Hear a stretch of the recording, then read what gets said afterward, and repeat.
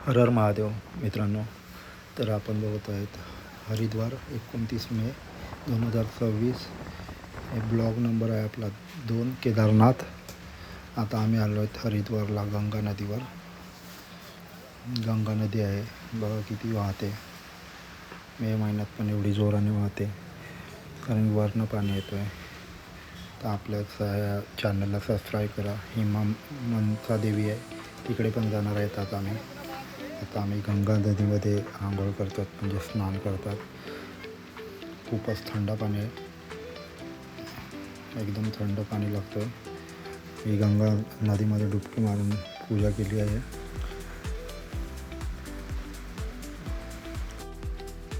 आता सर्वच पूजा करतील आणि आंघोळ करतील.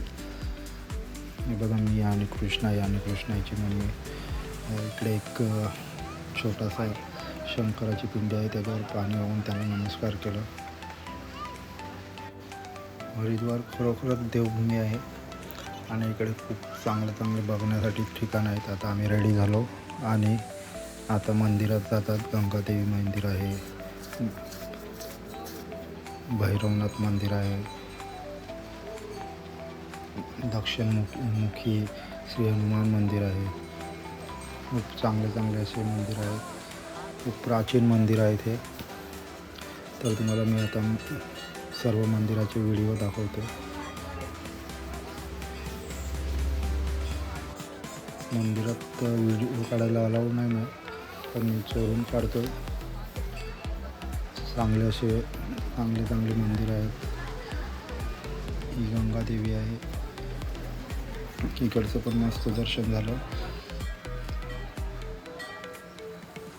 दर्शन चांगलं होतं आहे. इकडे सर्व धक्काबुक्की नाही मिळत, जास्त गर्दी नाही मिळत. आता आम्ही नंतर जाणार आहेत मनसा देवीला. ते वरती आहे, त्यामुळे ह्या ट्रॉलीमधनं जायला लागतं. ह्या ट्रॉलीमध्ये बसून वर चढायला लागते. चढायला आहे, पायऱ्या पण आहेत, पण आम्ही अवॉइड केला आणि ही ट्रॉली निवडली कारण की अजून पण खूप दर्शन घ्यायचे आहेत. खूप मजा आली ह्या ट्रॉलीमध्ये. कृष्णा घाबरलेली पण होती थोडी आणि एक्साइटमेंट पण होती. छान वाटलं. आणि सिस्टम आहे, तिकीट आहे, ह्याचं नंबर लावायला लागतो. कुपन दिल्यानंतर 2 तासाने नंबर लागला आमचा. कुपन पहिलंच घेऊन ठेवलेलं. हे मंदिरासाठी आम्ही आता पोचलो मंदिरात. गर्दी किती आहे. मनसा देवी मंदिर आहे. हा खूप प्राचीन आहे हा पण देवी. आणि इकडे पण खूप भाविक येतात. इकडे पण खूप भाविकांची लाईन असते. तर आपण भेटूया पुढच्या ब्लॉग नंबर 3 मध्ये केदारनाथमध्ये. चला तर बघत राहा.